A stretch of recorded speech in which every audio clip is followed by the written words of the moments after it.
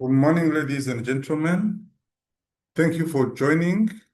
This is a series of sessions on foundations of statistical thinking. We are now discussing on the fifth pillar, which is data warning signs. So we have already covered four pillars or foundations of statistical thinking, as I said.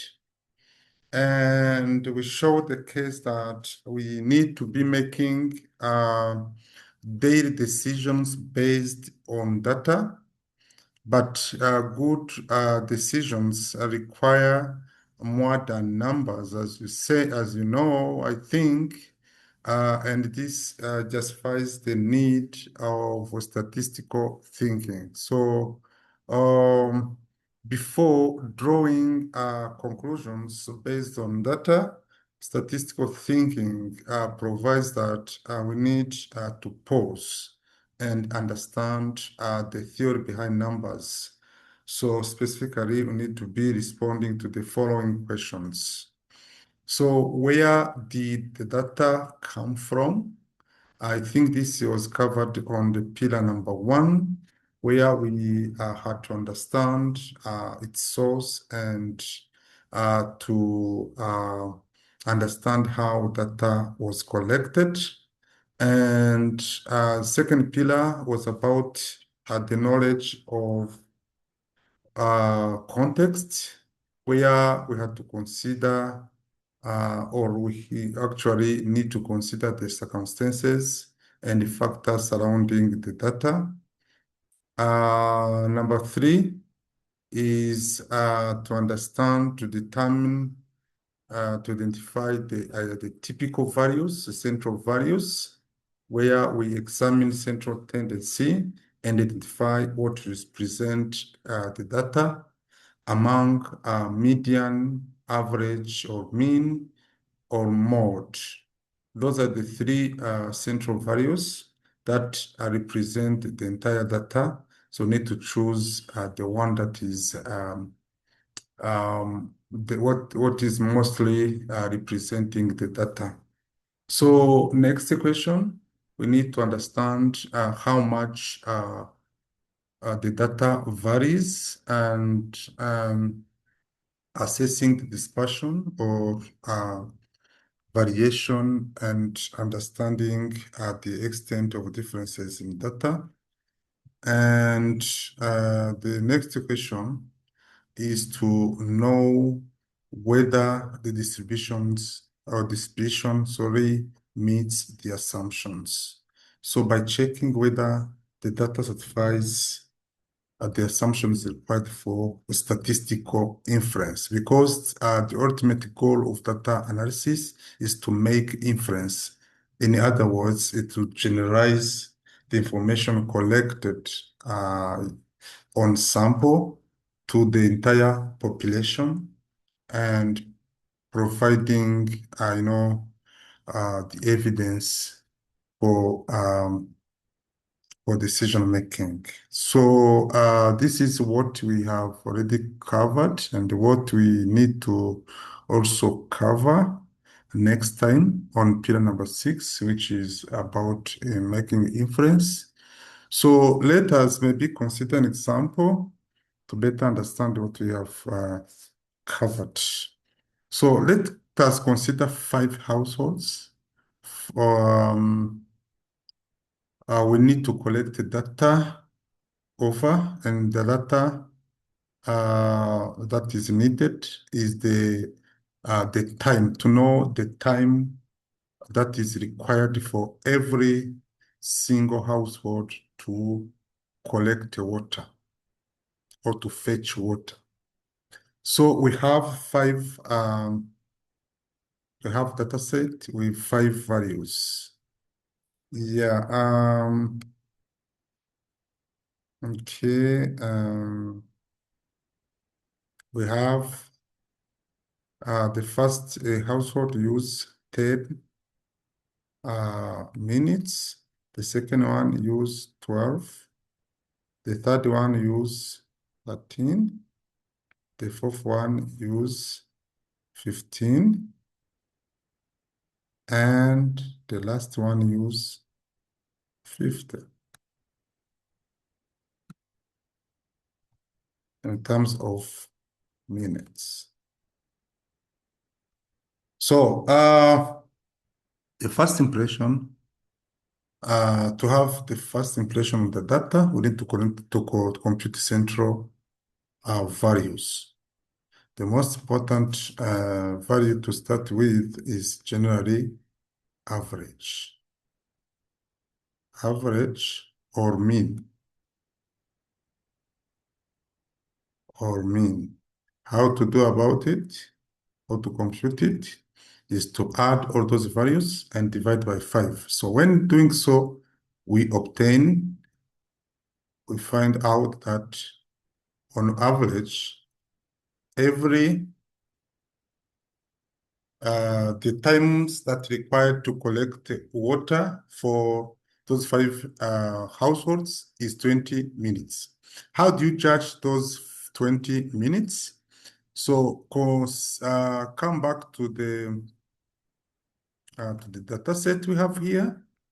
We have actually 5 values.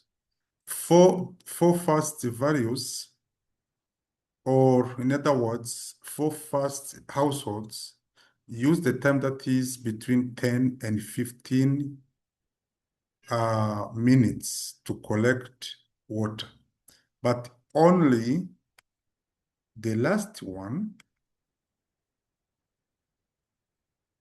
is using far above the time that is far above the time that the others use to collect the water. So this may be, you have an idea that this is the extreme value. Basically, this is the extreme value. And when you add those values and divide by 5, having 20 minutes, the average was inflated, was put above over a higher at a high level by this extreme value. But if you compute the average using only 4 households, you will see here is 22, 35, 50. 50 divided by 4, you will obtain between 12 and half, I think. I'm not good at, maybe I should be good at but let me do it. To 50 divided by 4, 12.5. So I made it. So it should be 12.5. But if if you consider maybe the median, it's simple to have it because we now check the value that is at the center of every other value. You will see that this will be 13. So the remaining is now to judge whether 13 is substantially or significantly different from 12.5. But here you can see that the computed average of 20 minutes is far above what may be expected from the time used when collecting value. So, and or collecting water, sorry. So this is an example, but having computed the average or the typical value, we need also to measure the variation, how the data varies, how data varies among the distribution. So in that case, we use mostly standard deviation. And maybe an example, maybe something to highlight here is that if you are considering 2 data sets, you may having the same typical value or average, but when you have different levels of variation, there is key information to draw from that. The distribution that has the highest variation, it means that the corresponding data set has a lot of uncertainty and the risks of variation. But with the distribution with the lowest variation, it means that this one has less, it has at least stability compared to the other one and predictability. So this is what to understand from variation and also from typical values. So here we'll be examining whether, or in simple terms, data quality referring to the data warning signs. The signs that are warning us whether the data is good for us to go with, or whether we need to pay too much attention on some criteria, some factors, because data looks abnormal, or with some shortcomings. So this is the discussion we'll be having today. So to do so, we'll be considering three things: outliers, skewness, and missing values. In simple terms, outliers, those are the values that lie at the extreme. Those are extreme values. Those values are positioning uh, are positioning in either side, but when you compare to them, they are not comparable. If I can say in simple terms, they are not comparable. For instance, our case of 50 minutes, this cannot compare. This household which uses 50 minutes to draw water can be compared to those households that use the time between 10 and 15. So this is something that is unusual. So attention need to be paid on those values, because they exhibit special or abnormal characteristics. So this is the discussion we'll be having today. Stay tuned. So the second sign is the skewness. If the data, I remember that the last time we said the central values divide the data into two things. There is a data that there is a side, there is a left side and right side of that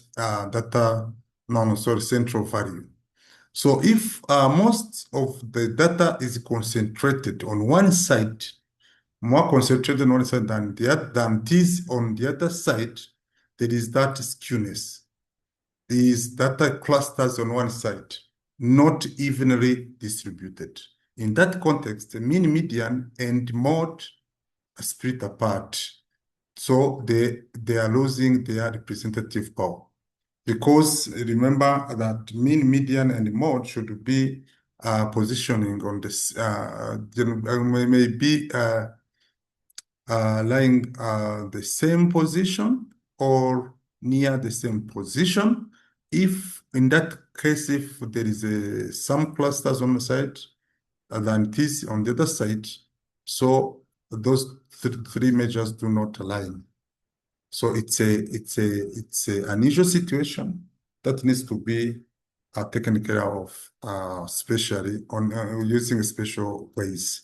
So the third warning is the missing values. If we have missing values, it's also something that is unusual, and we need to investigate whether this happens at random, or this is a result of some factors that you can control or other factors that were not controlled. So there is need of proper handling mechanism that satisfies the statistical thinking I was talking about. I think we'll be covering those things. Let us start with the outliers. So, as I said, those are the extreme values that differ significantly from the rest of the data. So outliers are bad because they can distort the mean. You remember the case of 20 minutes of the 5 households. This has distorted the mean, actually inflated the mean to be higher than it should be. And this can create a misleading picture of what is typical. Because normally, typical we should be uh, experiencing a situation where mean, median, mode should be aligned. But this case, this will not be the case. So, however, they are not always errors. Having extreme values, those cannot always be errors. Mostly it can be errors because if I can give an example, you can maybe when recording 5 and by mistake, you add 0 or you add 1, something like that. This can be by error. But in some instances, it cannot be an error, but I think of that they can represent important realities, such as high need populations or exceptional outcomes.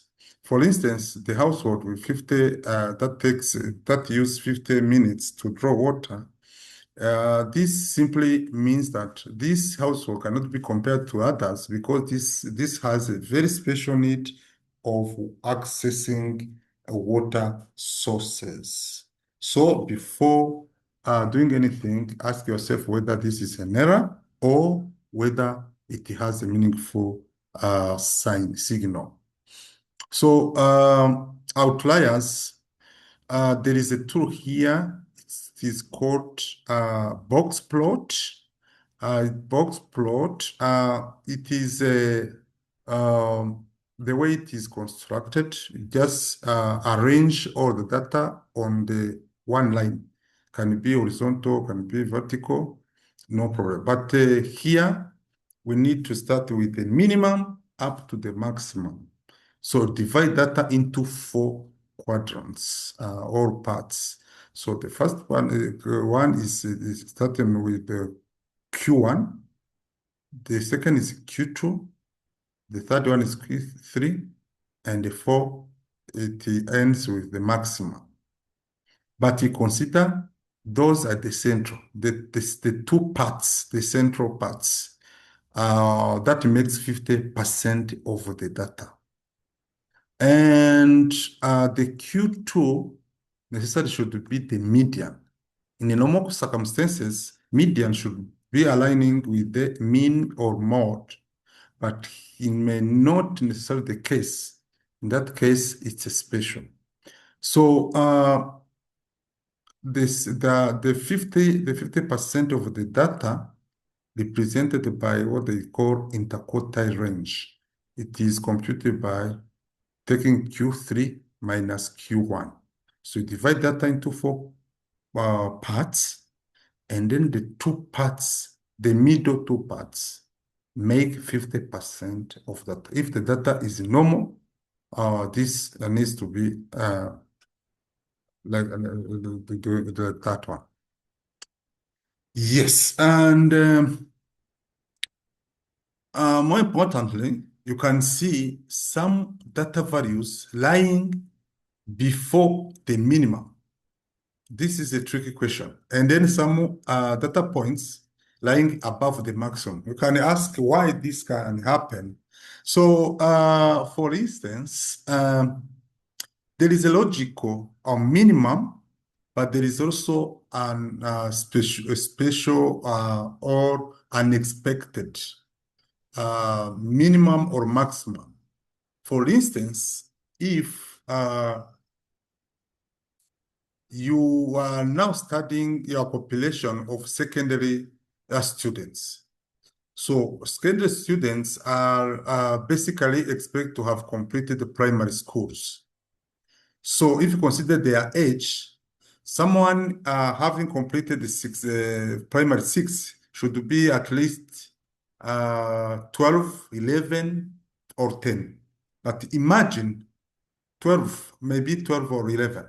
But if you have in the secondary school someone with 6 years old, so this should be outlier. That's the reason why it is below the minimum here.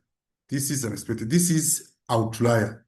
Those values that differ significantly from the rest of the data. You are studying the population of secondary students, and then you have someone with age under 10. So this is outlier lying below minimum. And imagine that in that population, you have someone with 40 years old. Who is 40 years old? This is also outlier, and it needs to lie above the maximum. So this is a tool that is really useful to inform about outliers, those data that are extreme, that are unusual, and the treatment will see it. It may be deleted, it may be considered with precaution. That's the reason why you need to be able to determine whether this happened by error or this uh, just indicate, this indicates special realities compared to what you are expecting. So in the normal, the formula here used to see the amounts of extreme values that lie above the maximum, you need to consider Q3. The quarter 3 here, meaning 75% of that point of the data plus 1.5 times interquartile range when you take quarter 3 minus quarter 1. So the 50, you just consider the amount that is at the border of Q3, and then you add this product of 1.5 times interquartile range. The same happens to minimum. Minimum you would subtract because you are referring to values below than the minimum. So we see it when we just start lab or practice. So now, skewness. So skewness occurs when data is not evenly distributed. I said here we are in the presence of 3 options. The option in the middle, this is the normal one. This is what is expected, where we have data that is aligning. That is evenly distributed, meaning the amount of data in the left of the mean, the median, or mode is almost equal or similar, comparable to the amount of data in the other side. You can see now this is a normal distribution, berry curve. The amount on the left, the amount on the right have the same patterns, shape. So if it's not the case, you have 2 cases. Whether the data is left skewed. The big chunk of data, the big amount of data is now on the left. And if this happens, on the right, the small amount of data will be there. So the result is the median is greater than the mean. This is a normal. This is abnormality because mean and median should be equal. And on the right side, this is opposite. This is of what is happening with the left side. So median and mean. Mean is greater than the median. So, and then when we use the box plot, you can see there is a long queue on the left with the left skewed, where the long queue is there on the right with right skewed. But on the symmetric distribution, you can see that the 50% of data is represented by the interquartile range, or 50% of the data lies middle or the center of every other values in the distribution. We see it, that's key to know, and then we see how to do about it, and then the information that will be guiding us for further steps. Now, lastly, maybe before I go to that, I need to emphasize that skewness is important in some fields like income analysis, because you can see that very small portion of our population actually has higher income, while um, very big proportion of people have lower income. This also happens for health outcomes in the other field of domain. Okay, now missing values. Missing values here you can see before we have like at the age there is an ID number 2. We don't have age for income. For third subject, don't have information. Purchased, we don't have information for item 5 and 6. But there is a need to clean data to address that issue. Data can be deleted, can be replaced, can also, this process needs a statistical analysis or process to replace the data if we don't want to distort that information from that. So here I want you to understand that missing values are not necessarily random. And this consideration needs to be taken at the maximum, because if missing data is depend on the factors other than being random. In other words, if missing value is systematic, uh, just dropping those missing can introduce a bias or distort conclusions. So we have here 3 things. Missing completely at random. This is MCAR. Or we have missing not at random, or also we have missing at random. We'll see it. So in the presence of missing data, don't treat the missing value as just empty cells. The reason data are missing can affect the results. So you need to pay too much attention. So let us explain when does the missing data qualify for missing complete at random. It happens when nothing in the data set, only missing is that it depends on nothing in the data set. There is nothing that can help, that can introduce that missingness, that can be the reason of that missingness. For example, a sensor randomly stops recording temperature. There is a sensor, and then this one is recording the temperature. And then for a few minutes, it stops itself. And then we have now missing values. So this happens completely at random.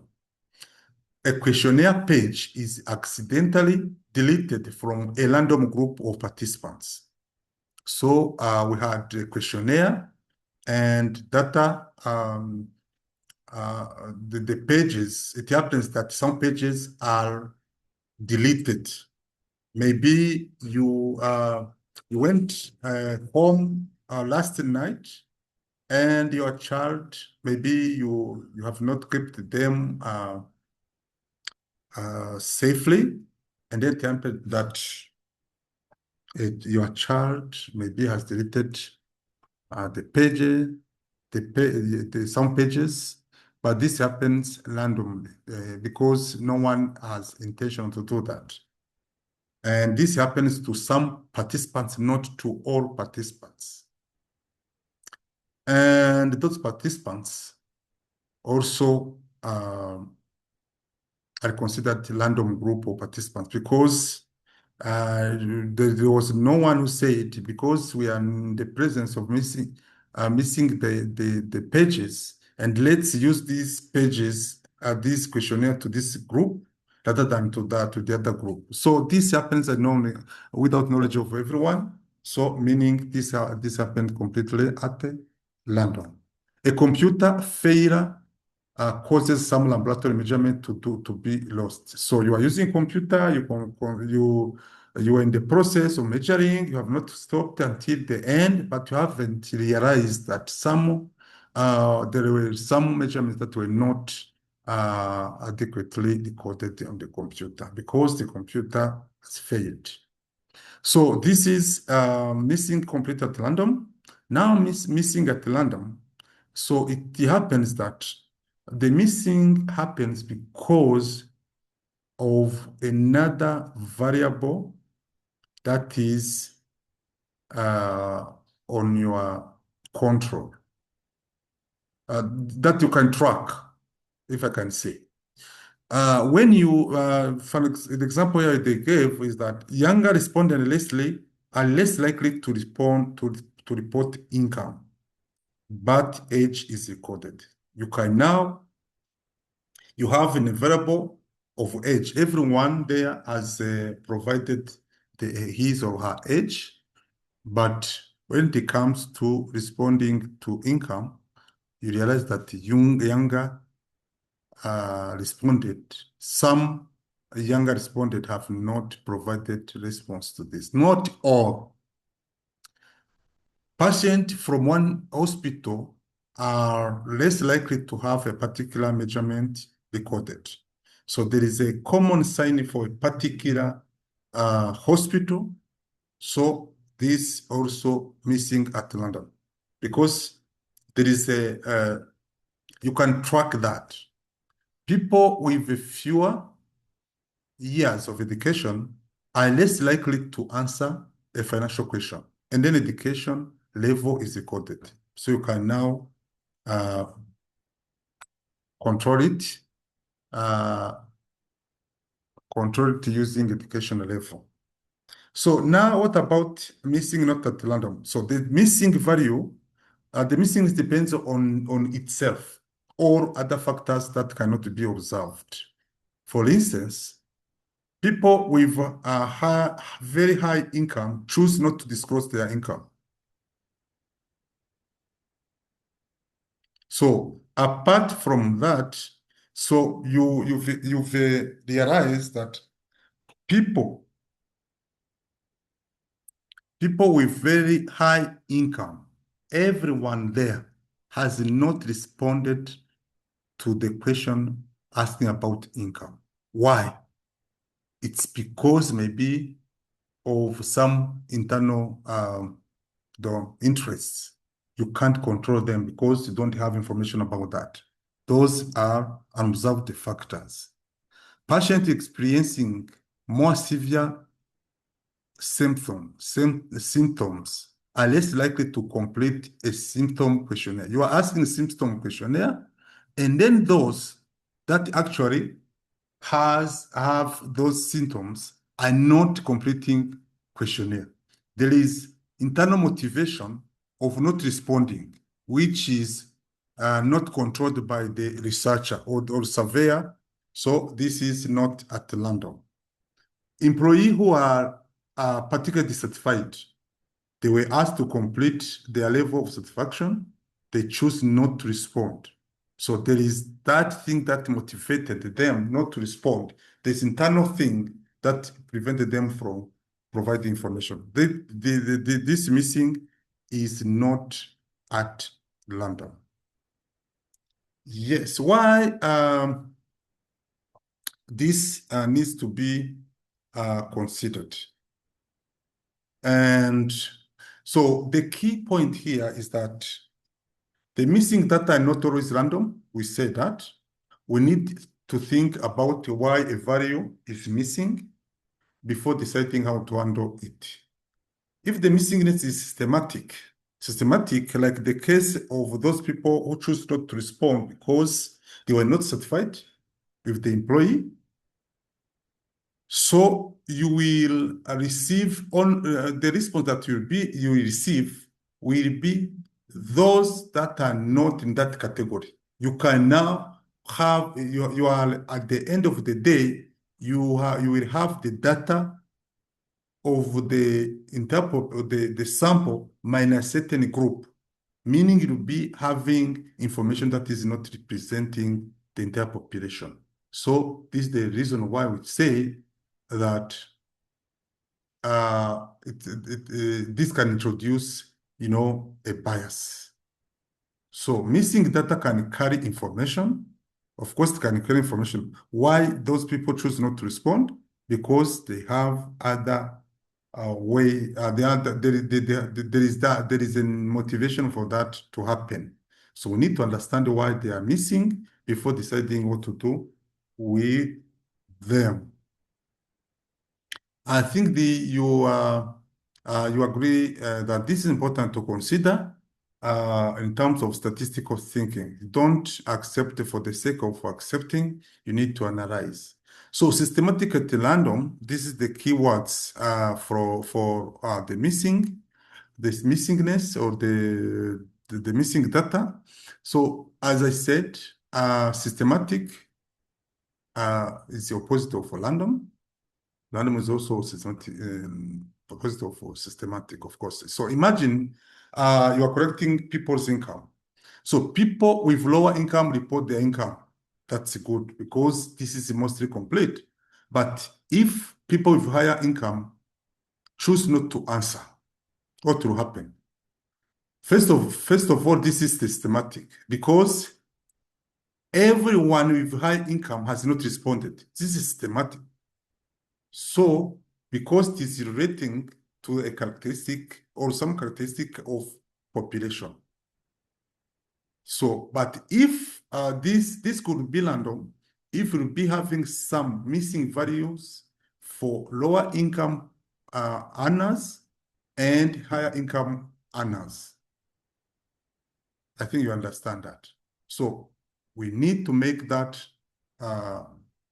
analysis to be able to determine whether the missing is systematic or not, is random or not.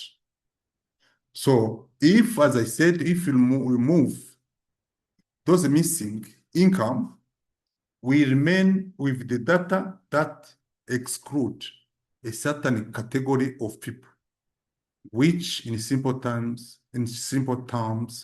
will result into biased conclusions. Yeah, let us sum up.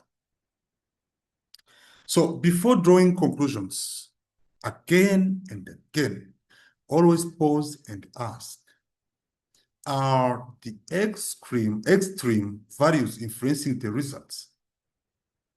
Are those extreme values, which we called outliers, influencing our results and inflecting our average or means? The second question is the data symmetrically distributed? Yes or no? If not, data is skewed. There is a skewness. So skewness needs to be treated in special ways rather than the normal distribution way of dealing with data. So the third question, which is also the last but not least, what data is missing? Which data is missing and why? So, concluding remark is this is because sometimes what is not in the data is just as important as what is in the data. So something you have in the data may be as important as something that is missing in the data. So don't go with what you have right now, because and then disregard or drop the missing values, because those missing values carry, as we said, key or important information that needs to be considered. Thank you very much. Until we meet next time for pillar number 6, uncertainty and influence. Thank you very much